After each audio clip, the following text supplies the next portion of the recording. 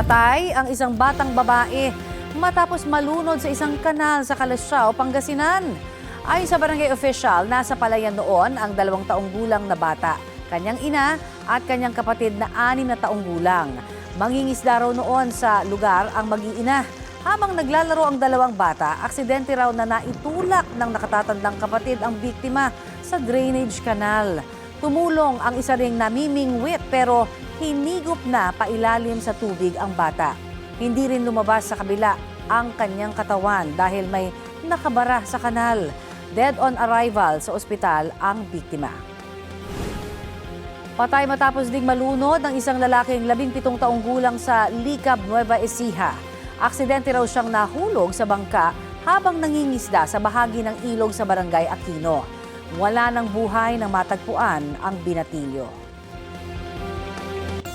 Isang buwan bago ang Bangsamoro parliamentary elections, iniutos ni Pangulong Bongbong Marcos na higpitan ang seguridad doon. Kasunod niyan ang nangyaring pananambang sa convoy ni Bangsamoro Interim Chief Minister Abul Rauf Capua sa Dato Odin Sinsuat, Maguindanao del Norte nitong Sabado.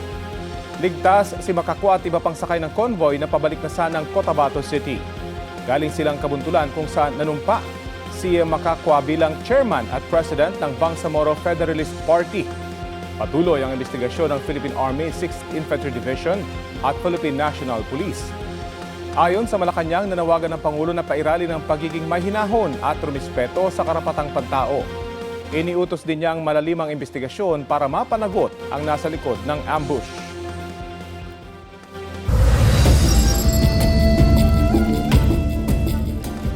Ilang ahas ang nahuli ng mga otoridad sa General Santos City.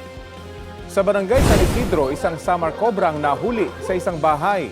Matapos ang kalahating oras, isa pang cobra ang namataan rin sa parehong barangay.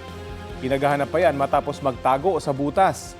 Ayon sa mga otoridad, isang sawa rin ang nahuli ng Bureau of Fire Protection noong nakaraang linggo. Sa Kawit, Cavite naman, isang cobra rin ang nahuli ng mga residente sa barangay Polvorista. Inaalam pa kung yan din ang cobra na nakita malapit sa isang eskwelahan noong isang linggo.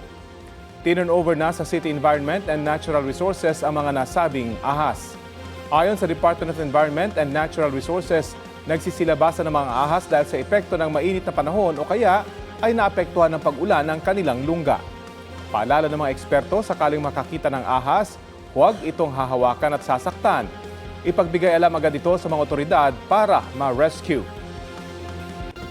Pulikam ang banggaan ng tricycle at motorsiklo sa Pontevedra, Capiz. Dire-diretso ang takbo ng tricycle na yan sa isang kalsada sa barangay Binuntukan nang tumawid ang motor mula sa kabilang lane. Nagtamo ng minor injuries ang rider at 2 pasahero ng tricycle. Nasa kustudiyan na po ng pulisya ang tricycle driver. Sinusubukan pa silang makuhanan ng pahayag.